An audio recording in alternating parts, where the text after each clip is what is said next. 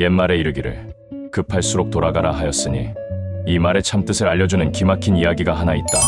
조선 팔도에서 도자기 좀 빚는다 하는 이들이 모인 마을에 성질 급하기로 천하제일인 사기장 조급이 살았다. 그의 작업실은 늘 전쟁터 같았고 속도가 생명! 3일 만에 도자기를 굽지 못하는다는 게 으름뱅이일 뿐! 이라 외치며 흙먼지를 일으키는 것이 그의 하루 일과였다. 그의 바로 옆집에는 세상 모든 시간을 혼자 쓰는 듯한 사기장 만년이 살았다.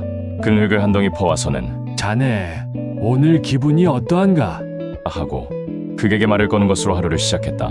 그는 흙이 명상할 시간이 필요하다. 곧 합할 때까지 며칠이고 물끄러미 흙을 바라보기만 했다. 그러던 어느 날 대궐에서 전갈이 왔다. 임금님의 용저가 아니라 용변을 보시는 요강이 박살났다는 것이다. 새 요강이 시급하다. 내일 아침까지 최고의 요강을 만들어 바치는 자에게 큰 상을 내리겠다. 는 어명이 떨어졌다. 이 말을 듣자마자 조급은 이건 하늘이 내린 기회예요! 라며 펄쩍 뛰었다. 조급은 마르지도 않은 흙을 냅다 발로 밟아 요강 모양을 만들고 참초건조 장작이라는 정체불명의 나무로 가마를 짚었다. 임금님의 큰일은 위급한 법!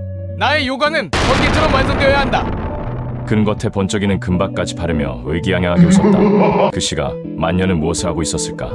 그는 마당에서 가장 좋은 흙을 골라놓고 그 앞에서 구슬픈 가락으로 단소를 불고 있었다.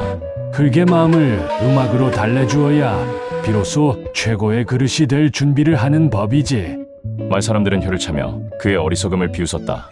다음날 아침 조급의 요강은 위풍당당하게 대궐로 들어왔다. 그러나 잠시 후 궁궐 안에서 꽈르릉 하는 괴음과 함께 임금님의 비명이 들려왔다. 급하게 구워진 요강이 임금님의 무게를 견디지 못하고 깨져버린 것이다. 왕씨는 발칵 뒤집혔고 신하들은 부랴부랴 만년의 집으로 달려갔다. 만년은 막 가마의 문을 열며 말했다. 이제야 흙이 깊은 잠에서 깨어날 시간인 게로군.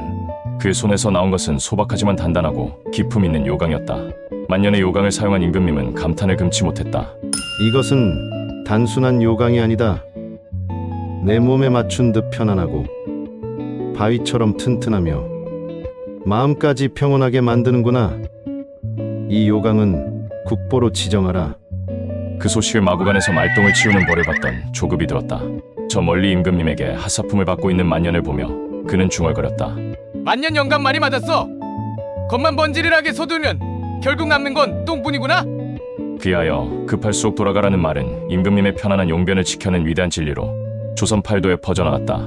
진정한 가치는 번쩍이는 속도가 아니라 묵묵히 자신의 속을 단단하게 채우는 기다림의 시간에서 비롯되는 법이다.